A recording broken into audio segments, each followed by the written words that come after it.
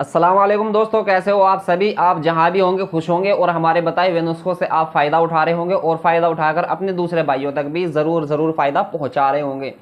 जी हां, आज का जो हमारा टॉपिक है वो आंतों की खुश्की को हम सही करेंगे और अपनी आंतों की खुश्की की जांच करेंगे और अपनी कब्ज़ की जांच करेंगे। आपको आंतों में खुश्की है या आपको कब्ज़ है या आपको दायमी कब्ज़ है, और अब इसको किस प्रकार से सही करेंगे वो भी कम पैसों के अंदर और कम समय के अंदर। तो आप वीडियो लाजमी ज़रूर देख लें। वीडियो बड़ी ज़बरदस्त है। वीडियो को बड़े बुज़ुर्गों द्वारा बनाई गई है। नुस्खा बड़े बुज़ुर्गों का होता है हमारे पास में, हमारे उस्ताज़ों का, और बताने वाले आपके असगर भाई होते हैं। याद आपके रहे। इंशाल्लाह आज़मूदा हुआ नुस्खा हम आप लोगों को ज़्यादातर बताते हैं जिसका रिजल्ट पहले आ चुका है। तो सबसे पहले तो हम आपको ये बताएंगे, जो आप कंफ्यूज होते हैं कि असगर भाई हमें ये मालूम नहीं होता कि हमें गैस या कब्ज़ या आपकी आंतों के अंदर जो खुश्की होती है तो कौन सी होती है, समझ में नहीं आता। अब इसको हम सॉल्व करके आपको दिखाएंगे और हम आपको समझाएंगे अच्छी तरीके से। अगर आपकी आंतों के अंदर खुश्की हो जाती है तो क्या क्या लक्षण इसके हो सकते हैं।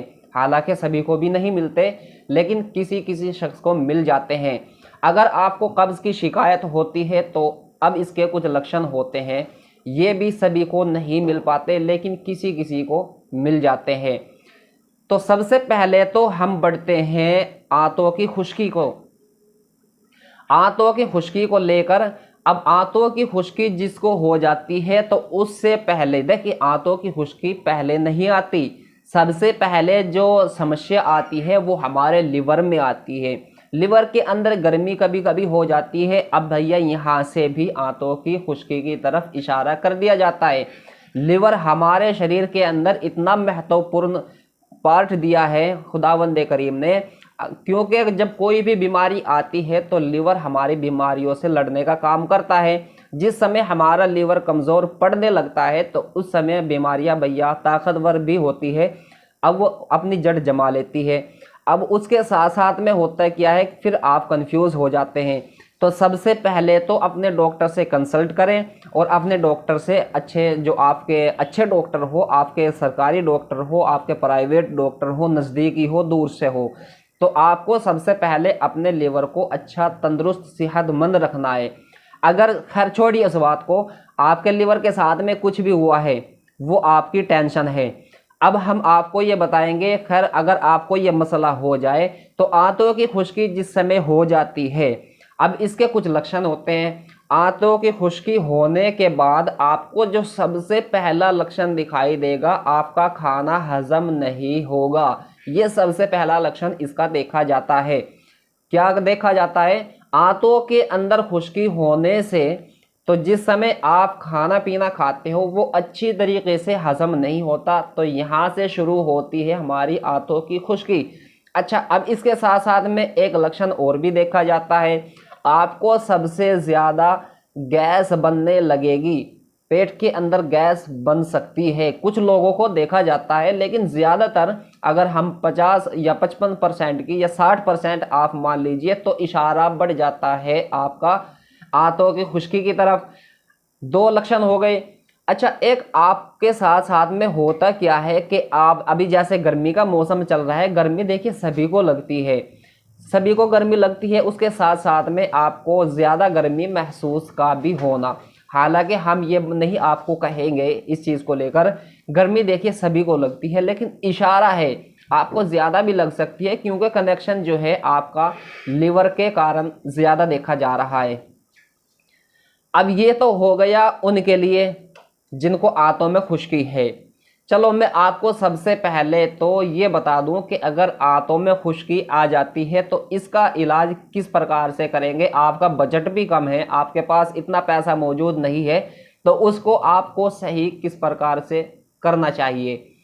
आंतों की खुश्की के लिए हालांकि हमने काफ़ी वीडियो डाल रखी है, 3 से 4 शायद वीडियो डली हुई है, लेकिन अब हम आपको इस वीडियो के अंदर वो चीज़ देंगे जो हमारे बड़े बुजुर्गों के द्वारा बताई गई है। 6 मुनक्का ले ले या 8 मुनक्का ले ले, कितनी लेंगे आप? 6 मुनक्का या 8 मुनक्का। अब इसको आपको दूध के साथ इस्तेमाल करना है। मुनक्का के बीज निकाल दें, शर्त है दूध में भिगोने से पहले ही इसके बीजों को निकाल कर फेंक दे, क्योंकि इसके अंदर कब्जियत का मामला होता है। तो अब मुनक्का का बीज हमने निकाल दिए, मुनक्का को दूध में डाल दिया, 6 मुनक्का ले ले, 8 ले ले, कितनी भी, बस इतनी ही ले, ज़्यादा नहीं ले, क्योंकि 10 मुनक्का और 22 मुनक्का पानी के अंदर यूज़ की जाती है। अब हम इसको करेंगे दूध के अंदर। दूध के अंदर 6 या 8 मुनक्का आपकी हो गई। अब उसको आप पका लीजिए और पकाते हुए फिर आप उसको ठंडा कर लीजिए, ज़रा सा नॉर्मल होना चाहिए। अब उसको रोज़ाना रात को सोते समय आप इस्तेमाल कर सकते हैं। अगर आपको गैस की ज़्यादा परेशानी है, आपका खाना अच्छी तरीके से जैसे हज़म नहीं हो पाता, अगर दूध पीने से आपको गैस बन रही है, एसिडिटी तेज़ाबियत का मसला अगर देखा जा रहा है, तो इस नुस्खे को आप इस्तेमाल नहीं करेंगे। ये तो हो गया उनके लिए जिनको आंतों के अंदर खुश्की है।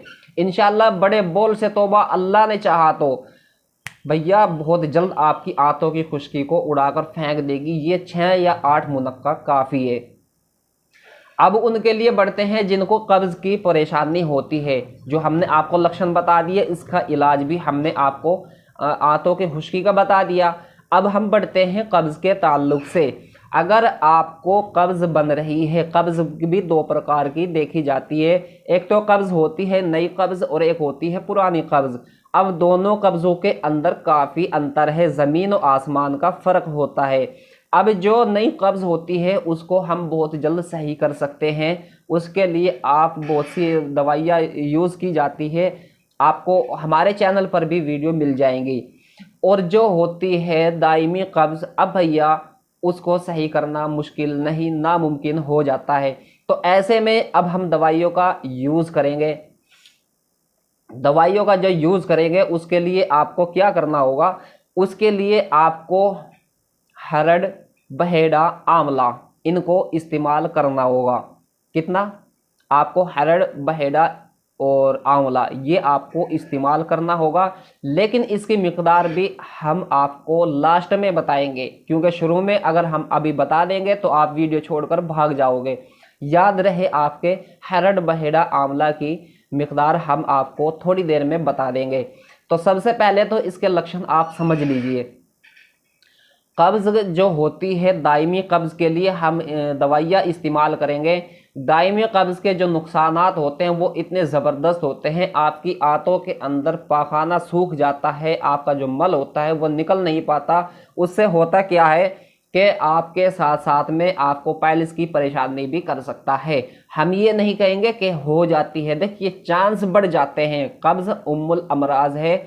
कब्ज़ 80% बीमारियों की जड़ है। 80% जो बीमारी आती है इसी कब्ज़ से आती है।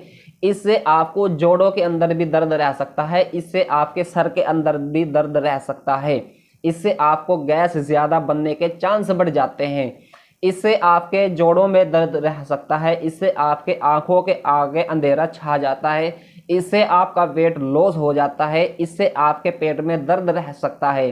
तो ये देखिए निशानी होती है, आपको आ भी सकती है, नहीं भी आ सकती है। ये बाकी अगर आ जाए तो समझ जाना चाहिए कि आपको दायमी कब्ज़ है, यानी आपको पुरानी कब्ज़ देखी जा रही है। तो आपको घबराना नहीं है। तो इसके अंदर सबसे पहले तो हम आपको बताएंगे, एक तो सुबह उठ करके आपको ताज़ा पानी इस्तेमाल कर लेना चाहिए। सुबह उठे आपको गर्म पानी इस्तेमाल नहीं करना चाहिए। अगर आपके डॉक्टर आपको बोल रहे हैं, आपका कोई ट्रीटमेंट चल रहा है, तो आप अपने डॉक्टर के अनुसार फिर इस्तेमाल कर सकते हैं। बाकी असगर अली 786 चैनल की तरफ से आप गर्म पानी इस्तेमाल नहीं कर सकते, आपको ताज़ा पानी इस्तेमाल करना होगा। ना आपको जो कि आपकी मटके के अंदर रात का पानी रखा हुआ होता है और जो किसी भी बर्तन में रात का पानी है उसको आप इस्तेमाल नहीं करेंगे। हालांकि आप ये कहोगे असगर भाई इसका मटके का जो पानी होता है वो सबसे बेस्ट आप खुद ही बोलते हैं, लेकिन आपको कब्ज़ का मसला है तो आपको रात का पानी इस्तेमाल नहीं करना है। याद आपके रहे, आपको सिर्फ ताज़ा एक गिलास पानी आप लीजिए, सुबह को आप फ्रेश होइए, उसके बाद आपको ये पी लेना है। फ्रेश होने से पहले भी पी सकते हैं, बाद में भी पी सकते हैं, कुल मिला करके। और इसके साथ साथ में आपको क्या करना है, ज़रा भाग दौड़, ज़रा वर्जिश, मेहनत आप ज़रूर कर लीजिए। ये आपकी ज़िंदगी में आना बहुत ज़रूरी है अगर आपको पुरानी कब्ज़ है। अब इसके साथ साथ में हम आपको ये बताएंगे कि आपको दवाई कौन सी यूज़ करनी चाहिए। जो हमने आपको बताई है हरड़, बहेड़ा, आंवला। अच्छा, 3 दवाई हमने आपको बता दी, आपका त्रिफला बन जाएगा। और आप कहोगे असगर भाई हमने बहुत से त्रिफला मेडिकल स्टोर से खरीद कर खाए हैं भैया, अब उन्होंने आंतों में खुश्की और ज़्यादा पैदा कर दी है या पता नहीं। देखो, हम बुराई नहीं कर रहे हैं किसी कंपनी की, तो हम तो आपको ये बताएंगे कि हर चीज़ की एक नॉलेज होती है, हर चीज़ को उसको बनाया किस प्रकार से जाता है। हालांकि वो चीज़ नुकसान भी कर सकती है, अब उसको फ़ायदा हासिल कराना है तो उसकी मिकदार भी होना बहुत ज़रूरी है। सबसे पहले हरड़, इसको लेंगे 50 ग्राम। उसके बाद आता है हमारा बहेड़ा, इसको लेंगे 100 ग्राम। हरड़, बहेड़ा, आंवला। तीसरे नंबर पर आता है हमारा आंवला, इसको लेंगे आप 150 ग्राम। कितनी हो गई? हरड़, बहेड़ा, आंवला। यानी शुरू में 50 ग्राम, दूसरे पे आप 100 ग्राम, तीसरे पे 150 ग्राम। ये इसकी मिकदार ले ले। अच्छा, आपको इनको बारीक पीस लेना है, पाउडर टाइप का तैयार कर लेना है। उसके बाद कपड़ छन कर लेना है। आपकी मेहनत ज़रूर होगी, कपड़ छन करने के बाद भैया आपकी दवा तैयार है। आपको क्या करना है, बेफिक्र हो करके इंशाल्लाह बड़े बोल से तौबा, तो आपको शिफा भी ज़रूर मिल जाएगी। ले लीजिए 1 टीस्पून भी आप ले सकते हैं, तो आप शुरू में कम लीजिए, ठीक है। आपको लूज मोशन नहीं होने चाहिए, दस्त आपको नहीं लगनी चाहिए, तो आपका पेट साफ होता रहे। अच्छा, आप ये कहोगे असगर भाई हम दूध से भी ले सकते हैं, हम पानी से, किस चीज़ से ले सकते हैं? तो देखिए, इसके अंदर हम आपको दूध के लिए नहीं बोलेंगे, क्योंकि दूध से आपको गैस बनने की प्रॉब्लम हो सकती है। तो आपको पानी के साथ ही इस्तेमाल करना होगा। और आप हल्का गर्म गुनगुना, बिल्कुल हल्का गर्म गुनगुना पानी आप ले लीजिए, उससे आपको इस्तेमाल करना होगा। आप इसको इस्तेमाल कीजिए और फ़ायदा ज़रूर उठाइए।